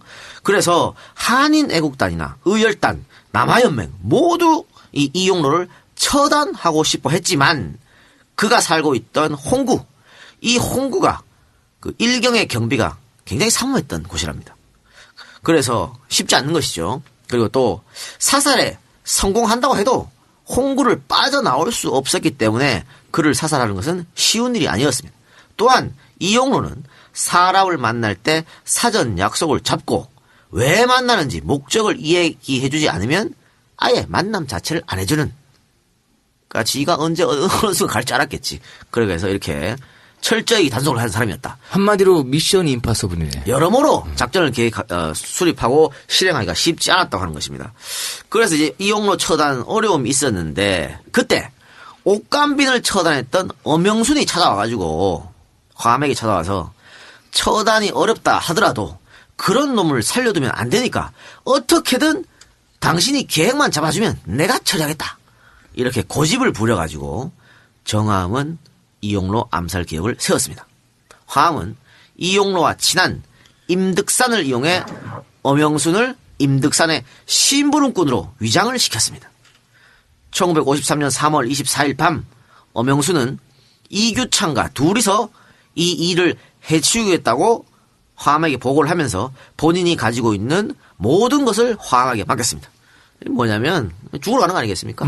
내 뭐 재산이라든가 옷가지라든가 소지품 다 필요 없어. 돌아오지 못할 길을 가는 거죠. 그러니까 화암에게 맡기는 거죠. 이런 일이 어떻게 참 정말 저기 독립운동가 얘기하면 정말 야 우리 아까도 그런 얘기 했지만 탄식밖에 안 나옵니다. 어떻게 이럴 수가 우리가 있어요? 만약에 어쩌다가 이런 일을 하게 된데도 우리는 겁나서 못합니다. 우리는 망이나 보고.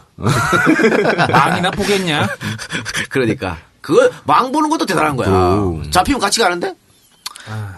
다음날 새벽 엄영순과 이규창은 이용로 처단을 위해 떠났습니다. 이규창이 밖에서 망을 보고 엄영순이 이용로의 집으로 올라갔습니다. 엄영순은 임득산에 심부름을 왔다고 문을 열어달라고 말했고 이용로가 문을 열자 뭐 다짜고짜 뭐 말도 필요 없고 바로 그냥 방아쇠를 당겨버렸습니다. 왜 예전에 우리 그 세작의 죄상을 전부 얘기한 다음에 빵 쏴야 되는데 쏘지 못한 뭐 그런 것들 있잖아. 이거는 뭐 알짤없이 그냥 빵이네 그냥. 박세혁 의사. 응. 박재혁 의사. 근데 이때 옆에 있던 이용로의 부인이 자기 남편이 총을 맞았지 않습니까? 그러니까 갑자기 이 부인이 엄영순의 이 머리채를 잡고 몸을 끌어안아가지고 계단으로 밀고 가고 계단으로 굴러 떨어져요. 그러니까 이거는 이 여성이 아주 정말 위기에 몰려가지고 엄청난 힘을 발휘한 겁니다. 엄영순도 이 힘이 좋은 사람 아닙니까? 그런데 그걸 붙잡고 이렇게 했다는 거. 그래서 계단으로 뒹굴었고 그래서 옥신각신했을 거 아니에요. 그때 이제 총소리를 듣고 달려나온 거류민단 청년들에게 엄영순이 둘러싸입니다. 둘러싸였는데 엄영순은 이들과 몸싸움을 하면서 이규창이 있는 곳까지 와가지고 총을 달라고 외쳤습니다. 그러니까 거의 엄영순의 힘이 대단한 거죠. 이 젊은 님 5명 6명이 달라붙어가지고 땡기고 이렇게 했는데 이들을 다 데리고 와가지고 총 그렇게 한 거죠. 그러나 곧바로 들이닥친 경찰에게 체포되고 말았습니다. 방금 말씀드린 이 이규창이 바로 우당 이회영의 아들입니다. 그리고 이 사람이 결국은 이규창이 13년형을 받았거든요. 뭐 했는데 망 봤다고. 그러니까 망 보기 쉽게 못 봐. 그리고 얼마 후에 화암에게 편지가 한 통 도착하니 보내니는 엄영순이었습니다. 동지들은 다들 무고하신지요. 저는 남상 입다락원의 상위강에서 얼마 전 사형 선고를 받았습니다. 아이고. 저는 이제 반드시 죽임을 당할 텐데 제 애인에게 저를 잊으라고 꼭 전해주시기 바랍니다. 저를 잊으라고. 그러니까 원래 독립운동 하는 사람은 가족을 두면 안 된다고 그러잖아요. 그렇지. 이런 아픔이 있는 거지. 가족은 왜 둬가지고 저 인간. 왜 갑자기 울컥하다 절로 빠지고 그래. 자, 이렇게 사형 판결을 받고 엄영순과 이규창은 국내로 압송이 되었습니다. 그리고 1936년 4월 엄영순의 사형 집행이 내려졌습니다. 어무사는 이렇게 형장의 이슬로 사라지셨고요. 이규창은 13년형을 선고받고 해방이 될 때까지 12년 동안 영어의 몸으로 감옥에서 지내야 했습니다. 해방 안 됐으면 계속 감옥에 있는 것이었죠. 안타까운 일이네요. 네. 이후 화암 선생은 1940년부터는 상하이에서 광복군의 현지 책임자로 활동하기도 했고요. 태평양 전쟁 중에는 포로 수용소의 소재지를 정탐해서 미국 공군에게 보고하는 등의 정보 활동도 하셨습니다. 또한 일본군으로 강제 징집된 조선인 학도병의 탈출 공작도 진행했고요. 탈출 학도병을 임시정부로 보내는 후원 역할을 하면서 조국 광복에 일생의 모든 것을 바치셨습니다. 그러나 해방된 상해는 또다시 무질서였습니다.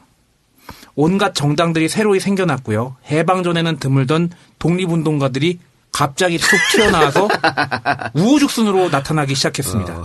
해방 전에는 보이지도 않았던 독립운동가들이 나 독립운동했어? 나 저기서 막 나타났다는 거예요. 나도 독립운동했어. 그렇지. 그래서 그분들이 또 건강하고 대부분 잡혀간 적이 없잖아요. 뭐 광복회에는 뭐 모르겠어요. 얼마큼 들어가 있는지 그분들이. 왜 그런 거 있잖아.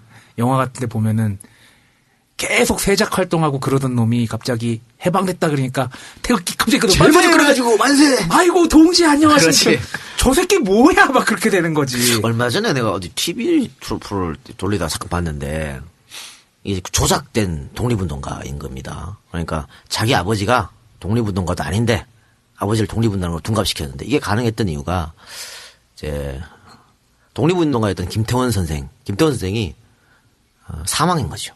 사망한데 이거를 이 사람이 우연히 본 거야. 아, 실제로 계셨던 실제 분이고. 독립운동가 김태원 선생이 사망했는데 우연히 봐가지고 그래 쓱 들어가. 자기 아버지 이름이 김태원이거든. 똑같으니까 쓱 들고 가갖고 대전의 독립운동가 김태원 이래가지고 자기 아버지 인생을 확 세탁시켜버린 겁니다. 근데 그렇게 해갖고 이 사람이 평생 그 여러 가지 국가로부터 혜택을 받고 또 공무원이었거든 이 사람이. 공무원이니까 독립운동가 후손으로 굉장히 혜택을 받아서 승진도 굉장히 많이 했대요. 야, 또 알면서 또 이렇게 평생을 산 거 아니야. 속인 거지. 자기만 아는 거지. 그치. 그리고 저 광복회 같은 데 계속 왔다 갔다 하면서 독립운동가 후손들하고 유대관계 맺고. 교류 맺고. 그렇죠. 그런데 그 주변의 증언만 들어봐도 이 사람이 독립운동가 후손이 아니라는 거. 아버지 그냥 농사짓고 돌아다니셨는데 뭐 이런 게 많아. 그러니까 이게 보훈처에서 조금만 신경 좀 더 써서 그러면 했으면. 그렇죠. 이게 이런 식의 사기가 당연히 미리 발각됐겠죠. 근데 지금 몇십 년 동안 독립운동가를 행사한 거 아니겠습니까? 후손으로. 그리고 지금 사실은 이제 보훈처에서 알아가지고 이거 서원도 취소하고 뭐 이랬거든요. 네. 서원도 취소했는데 본인은 아직도 이게 잘못된 거다. 우리 아버지 독립운동 왔다 이러고 있어. 리플리 증후군이야? 그런 것 같아. 아니 저 주위에 그 김태원의 조작된 김태원의 아들. 조작시킨 김태원 아들이 예전에 나한테 내가 조작했어 이렇게 말했다고도 다 증언했는데 아직도 본인은 떳떳하게 이러고 말하고 다니니까. 그러니까 진짜 진정한 독립운동가들은 어떻게 되는지 모르고 가짜 독립운동에 팔을 치는 이분 말고 김태원 저 선생 말고도 이런 일이 많이 있을 거라고 저는 생각합니다. 자, 이렇게 갑자기 툭 튀어나온 독립운동가들이 마구 생기는 상황이 왜 일어났느냐. 중국 정부는 임시정부가 환국할 때, 즉 임시정부 요인들이 귀국할 때 그때를 위해서 비행기 2대를 내놨습니다. 그런데 남보다 먼저 귀국해서 자기 세력을 좀 확보해보고 나 임시정부에서 있었고 독립운동 했었다고 그렇지. 하면 감투라도 쓰니까 이것을 하기 위해서 먼저 타려는 추태까지도 일어납니다. 야, 한심하다. 비행기 한번 먼저 타겠다고. 에. 화암 선생은 그 꼬라지를 진짜 꼬라지죠, 꼬라지 이건. 한심하게 보고 있었습니다. 아니 봐요. 진정한 독립운동을 했던 화암 선생은 갑자기 독립운동가들이 우죽순 나타났을 때 그때 그냥 가만히 보고만 있었고 이때도 한심하게 보고만 있었던 거예요. 얼마나 기가 차겠어. 뭐 하는 짓이야 이게. 나라할 때 찾으려고 그렇게 노력했는데 나라할 때 찾았는데 이따우 짓이나 우리 쪽 같은 민족인 사람들이 이따우 짓 하고 있으니까. 백범 선생이 화암 선생에게 귀국을 할지 여부를 물었을 때 화암 선생은 나는 아직 귀국할 생각이 없습니다. 중국에 남아서 이석증 등 중국 동지들과 같이 해방전부터 계획했던 학정관이나 한국에 관한 문화산업을 일으켜서 한중 문화를 교류하고 연구 발전시킴으로써 두 나라 사이의 유대를 강화하는 것이 제 할 일인 것 같습니다.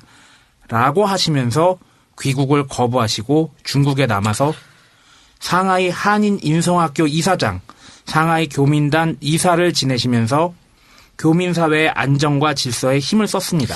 이거는 그런 것 같아요. 뭐 이런 이유도 있었겠죠. 뭐 질서도 안정시키고 뭐 교민들을 다잡기도 하고 이런 것도 있었겠고 또 정말 자기가 하고 싶은 한중 문화 교류, 문화 산업을 일으키기 하고 싶은 이유 때문에 남아있기도 했겠지만 꼴배기 싫은 것도 있지 않을까? 더러워서. 저 막 저 뭐 개판이고 저 뭐 하는 것들이야. 그거 들어가서 뭐 하려고. 그렇지. 이거. 그래서 내가 저 더러운 거 보느니. 그런 이유도 있었다고 저는 봅니다. 충분히 그럴 만해요. 그 이후 1948년 남한만의 총선거가 이루어진 직후인 6월에 한국으로 돌아오십니다.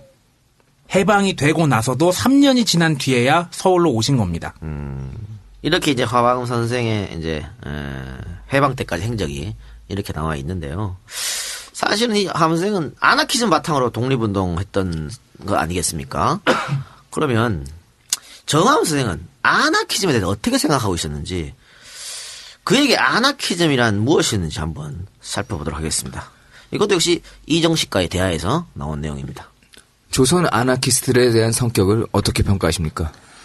첫째는 일제에 대한 반항입니다. 둘째는 공산주의에 대한 동경입니다. 그러나 역시 가장 큰 흐름은 일본 제국주의를 타도하자는 데서 출발했습니다. 일본 제국주의를 벗어나겠다는 본능적인 민족 의지에서 나온 운동이라고 봐야겠죠. 결국에 조선의 안하운동은 반일 반제 투쟁의 한 표상입니다. 그러니까 이 안하운동이라는 것도 역시 독립운동의 하나의 파벌이라면 파벌, 또 하나의 그룹이라면 그룹이었던 것으로 규정지어야겠군요. 그렇다고 봐야죠. 물론 그 가운데는 노동주의에 깊이 빠진 사람도 있었고 프랑스 같은 나라에서 성했던 쌍디칼리즘으로 기울어진 이도 있었습니다만 대체로 말하면 항일운동입니다. 이렇게 말할 수 있지 않을까요? 즉 종교로 예를 든다면 예수의 사랑을 통해 좋은 세상으로 가자는 것이나 석가의 대자대비를 통해 인간의 궁극적인 사회로 가자는 것이나 공자의 어지린을 통해 낙원으로 가자는 것이나 다 마찬가지라는 뜻입니다. 최종 목적지로 가는 과정에서 수단과 방법이 다를 뿐이지 궁극적인 목표와 이상은 같다는 것입니다. 안하운동도 궁극적인 목표가 항일 독립이었으니까요. 빙고! 정답 아닙니까? 우리도 마찬가지 아니야? 궁극적인 목적이 뭐야? 저건 교체 아니야? 근데 뭘 씨발 누가 돼야 되니 누가 안 돼서 안 되니 내려오라니 말라니 멀찌 쌓고 싸고 저또 아유 저거는 뭐 친노니 반노니 씨발 아유 짜증나게 진짜. 너무 훌륭하신 말씀하셨네요. 예수 나오고 석가 나오고 공자도 나옵니다. 종교 얘기 나오면 좀 훌륭해. 아니, 여기 배운 사람, 식자층이 대화한 것처럼 딱 나오잖아. 이분이 그때 뭐 그렇게 많은 교육을 받았겠습니까? 그러나 독립운동을 하면서 끊임없이 손에서 책을 놓지 않았기 때문에 이런 대화가 가능한 것이죠. 그리고 조선의 안하운동은 결국은 반일, 반제 투쟁의 한 표상이라 했잖아. 그러니까 결국은 이념, 이런 것보다 목표, 그 목표를 향해서 그 목표를 달성할 수 있는 게 어떤 이념이 가장 가까우냐. 이거 생각해서 한 거지. 여기에 빠져서 한 건 아니다. 공산주의를 바탕으로 독립운동 하신 분도 마찬가지죠. 근데 그것을 우리는 자꾸 빨갱이라고 매도해버리니까 그게 문제다고 하는 것입니다. 자, 그러면 방금 제가 화암 선생이 이념은 중요하지 않았다. 그에게 이렇게 말씀드렸는데 해방 후에 아직도 빨갱이라고 손가락질 받는 약산 김원봉에 대해서 화암은 어떻게 생각하고 있었는지 한번 살펴보도록 하겠습니다. 내가 김원봉하고 수십 년 동안 고생을 같이 했으니까 사이가 가까워졌지요. 그 사람 화류병 걸린 것도 알고 좀. 의열단의 선언문을 안하계통인 신채호가 쓰기도 해서 의열단이 안하계와 비슷한 무엇이 있지 않느냐 뭐 그런 평이 많이 있는데 그때는 어떤 이념적 경향보다 항일을 앞세울 때니까 누가 더 독하게 항일 노선으로 가느냐에 초점을 두어서 선언문도 쓰고 한 것입니다. 그런데 김원봉이 광동으로 간 뒤 광동의 황포군관학교로 간 뒤부터 의열단은 공산당이다 이렇게 됩니다. 도매급으로. 이 무슨 얘기냐? 의열단원들 가운데 상당수가 황포군관학교에도 가 있었고 중산대학에도 가 있었는데 그때 중산대학에는 좌익운동이 강했습니다. 그런 분위기라 의열단에서 간 사람들이 그들과 합류하니까 의열단 전부가 좌익의 색채를 띈 것처럼 비쳤어요. 그래서 의열단 공산단이란 말이 생겼습니다. 그런데 김원봉이 훗날 중국 국민당의 파시스트 정보기관인 남이사회 지원을 받았어요. 그 사람들의 지원을 받아 뭘 해보겠다고. 그래서 굉장히 욕을 먹었죠. 사람들이 배신자라고 욕을 했어요. 이때 그는 공산당과는 손을 끊은 겁니다. 같은 독립운동가, 아나키스 독립운동가가 증언해 준 겁니다. 김원봉은 공산당이 아니라고. 우리가 약산 특집에서 그렇게 말했습니다만 똑같이 반복되는 거 아니겠습니까? 또 이정식과의 면담에서는 약산에 대해서 어떻게 말했나? 김원봉과 코민테른하고 무슨 관계가 없었다는 뜻입니까? 네, 관계가 없죠. 그럼 김원봉의 성품은 어떻게 평가하십니까? 이런 특징이 있어요. 공을 위해서는 살을 잃어버립니다. 또 끈질겨요. 우리 속담에 바둑을 둬보면 그 사람 성격을 안다고 하지 않아요? 어지간한 사람은 바둑을 두다가 국면을 봐서 희망이 없으면 그곳을 버리고 다른 데 가서 새롭게 시도를 해보는데 이 김원봉은 다 죽도록 끝장을 보고 맙니다. 다 죽도록까지 끌고 가요. 막판이 닥쳐와도 끝까지 끌고 가는 것이 그 사람의 성격입니다. 한편 또 돈은 또 도량이 있겠습니다. 아니, 원봉 선생님이 원래 돈을 대단하신 좋아한다니까. 이 기반이가 좋아. 죄송합니다. 독립운동가 얘기를 하면서 일본어를 써서. 동지들에게 폭이 넓게 행동합니다. 그 폭이 어디까지였을까? 윤방 가고 그랬던 거 아니야? 에이, 김원봉의 식견은 어떻습니까? 에이, 뭐 식견이야 뭐 특별할 게 없죠. 그러나 상식적으로 볼 때 그만하면 됐다 싶죠. 머리가 뭐 빨리 돌아가는 사람은 아니고 그저 꾸준하고 폭이 넓고 포용성이 풍부한 사람이었죠. 동지들에게 언제나 잘했어요. 그래요. 이 화엄 선생의 증언만 봐도 김원봉이 어떤 사람인지 알 수 있겠죠. 그런데 사실 화엄 선생이 이런 증언들을 하고 했을 때 백범 선생이나 약산 선생이나 구파 선생이나 다 돌아가셨을 때 아닙니까? 그러니까 아무도 몰라. 아무도 몰라. 자기 자랑 존나 하면 돼. 그렇잖아. 이 사람들 경쟁자고 라이벌을 했으니까 떨어뜨리고. 근데 봐요. 하나같이 평가가 상처를 하지 않습니까? 그러니까 이 사람이 특성이 있어 나온다. 또 원래 화엄 선생이 거짓말을 못해요. 그리고 김원봉 선생에 대해서도 나는 나름 되게 공정하게 평가를 그러니까요. 했다고 보거든요. 뭐 식견이 뭐 특별할 게 없다든지 아니면은 뭐 끈질기다는 게 어떻게 보면 또 미련하다고 포장할 수도 있지만 솔직히 바둑에서 그러니까 바둑 두다가 이 집이 죽었는데 이 집을 끝까지 두는 게 미련하다고도 볼 수 있지만 그런 근성이 다른 데서 드러났기 때문에 그걸 또 냉정하게 평가해서 그런 긍정적인 그렇죠. 측면이 있다고 얘기를 한 거잖아요. 그런 측면에서 뭐랄까 굉장히 공정하게 말씀을 하신 게 아닌가. 또 이런 평가가 없었으면 우리가 백범이나 구파나 약산이나 어떻게 우리가 또 알 수 있겠습니까? 모르죠. 다양한 경로를 파악해야 되니까. 아주 중요한 증언들을 또 같이 독립운동했던 그 시대에 했던 사람으로서 생생한 증언을 남겨줬다. 우리한테 너무나 소중한 자산이다. 이렇게 말씀드릴 수 있겠고요. 자, 해방 후에는 이제 정치 지도자로 변신합니다. 정치 지도자 변신해서 민주주의를 위해 이제 한껏 힘을 보탠 것이죠. 근데 이제 5.16 쿠데타가 터지면서 옥고를 치르기도 하고 또 군사정권에서 박해를 받았죠. 이게 뭐 삼성기업 반대하고 뭐 이랬었기 때문에 그런데 독립운동가로서 그러니까 정말 적진에서 죽음을 무릅쓰고 독립운동을 했던 사람으로서 내가 보낸 사람들이 30여 명이 사망해서 그 아픔을 항상 갖고 있는 독립운동가가 친일 장교를 어떻게 인정할 수 있습니까? 그래서 일본군에 있었던 X를 어떻게 만주군.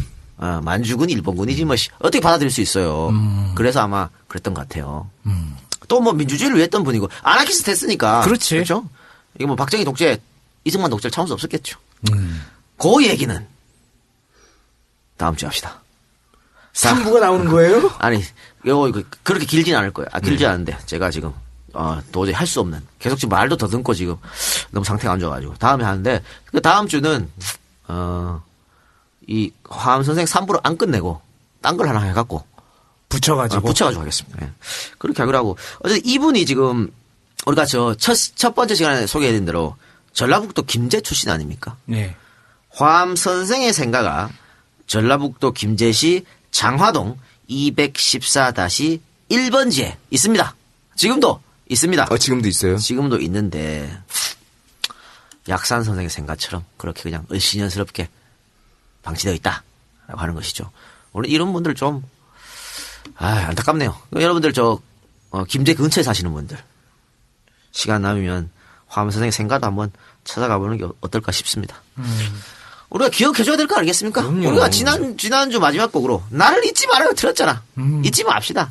Don't forget me. 야, 요번에는 비지스의 Don't Forget to Remember 틀면 되겠다. 알겠습니다. 아니면은 나를 잊지 말아요 시리즈 희애 누나가 부른 것도 하든가. 희애 누나 버전. 뭐 그걸 틀어주지 하여튼 하도록 알아서 하겠습니다. 해. 네. 네. 엔젤펀딩 소개해주면서 방송 마치도록 하겠습니다. 제공 마르티네손, 권영미, 이민경, 한송이, 화이팅, 사순이, 이준영, 찬우빠더, 라이어, 팹, 울 이상입니다.